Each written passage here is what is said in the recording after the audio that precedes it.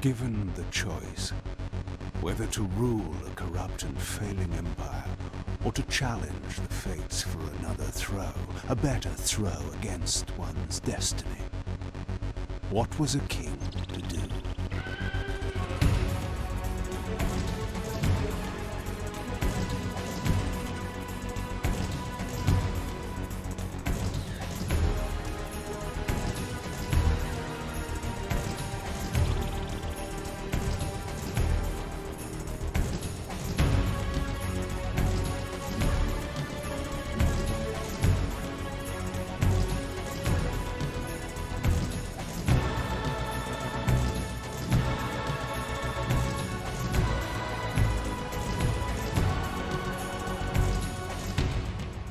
But does one ever truly have a choice?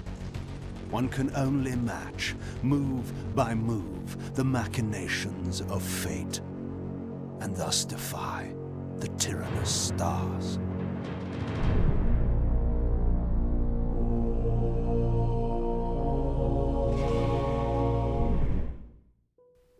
So yeah, embarrassingly, that opening quote from Kain, it might have been considered for a senior quote at one point.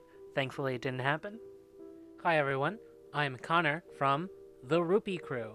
Yep, welcome to the rebranded channel. The hope is the name change will allow us to branch out a bit into different areas, and I think it thematically makes more sense to have Rupeethon become a term we use just for the special marathon events. And you know what? Welcome to a new segment we call Fave Saves, where we discuss our favorite video games and why they are important to us. It's a concept I shamelessly stole from the channel Triple Jump, so give them a subscribe or a like if you haven't already. And so with that, my first Fave Save is going to be 2003's Legacy of Kain Defiance.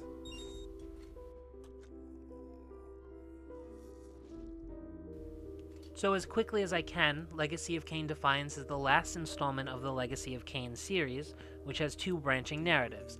The Blood Omen series, which allows players to play as protagonist Kain, and then the Soul Reaver series, which puts players in the role of former vampire turned soul-devouring wraith Raziel.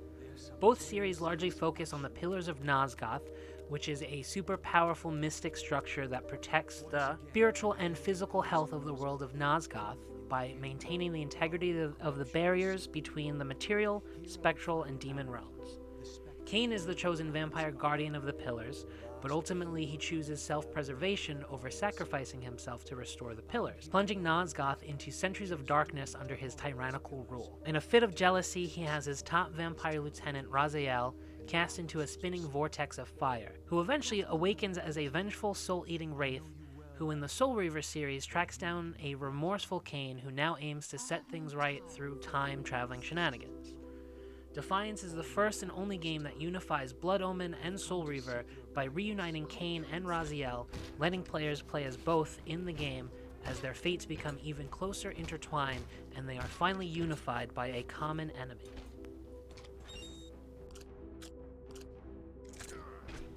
I was very excited to play Defiance, having a lot of history with the series.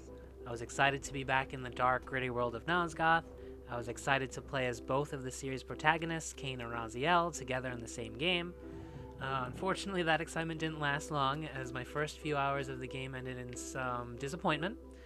The opening scene has you searching rooms in the Seraphan stronghold for a sword and shield you can place on a statue to get into a locked door, yada yada, standard video game fare.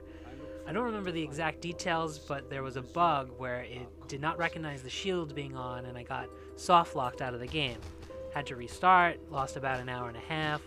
You know, personally, I have a problem with doing things twice. I absolutely hate doing things over in short succession like that. It irks me to no end.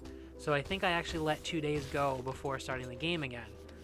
Thankfully, it was smooth sailing from that point, but kind of an auspicious beginning, funny enough.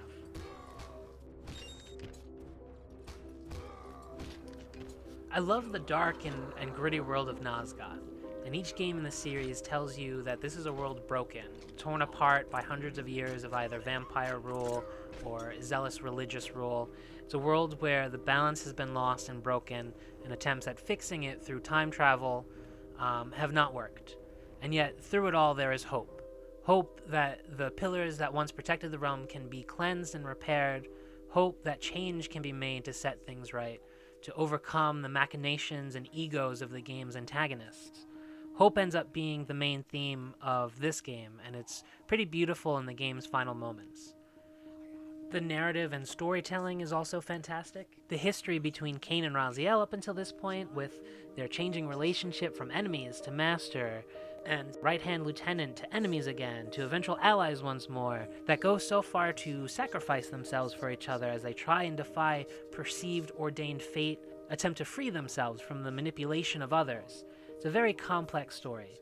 There are lofty themes about destiny, free will, betrayal, manipulation, and whether the end results can justify the means to get there. The Legacy of Kain series as a whole is a complex Shakespearean effort minus the horniness, and Defiance is the bittersweet culmination of all those things.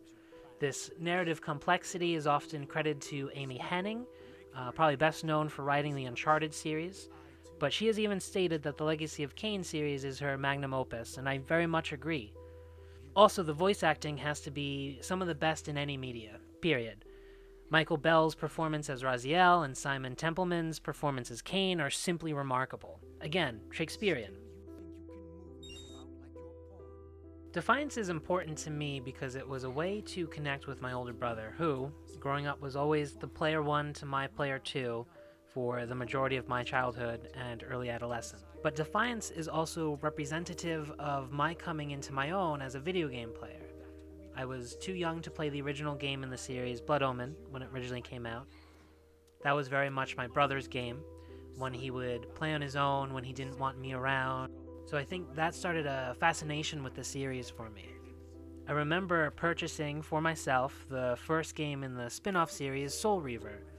But like many PS1 titles, the game was kind of difficult. So ultimately, it became one of his games, as I was not yet skilled enough to play it. We played the alternate timeline spin-off game Blood Omen 2 together, but Defiance was my game. I purchased it myself, and I think at this point my brother was no longer living at home, so we were spending less time together. Defiance was my Legacy of Kain game, now that I had the appropriate skill set, in honor of my brother who got me to that point. My brother and I are no longer close. As of the recording of this, it's been several years since we've spoken to each other. So now, games we played during my childhood, like Legacy of Kain or Diablo, have taken on a different meaning for me. They represent the positive times that my brother and I once shared. Bittersweet reminders of a different time. So those are the reasons why Legacy of Kain Defiance is important to me.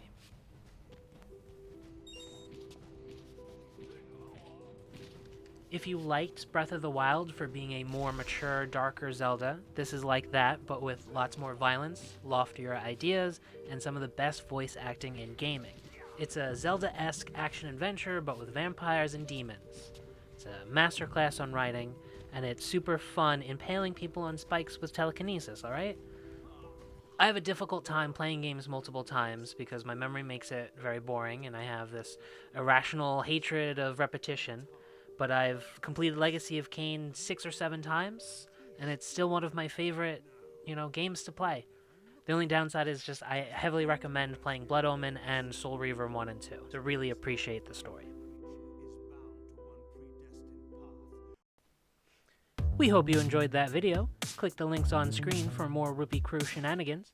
Don't forget to subscribe and hit like, and stay tuned for more content. The first bitter taste of that terrible illusion.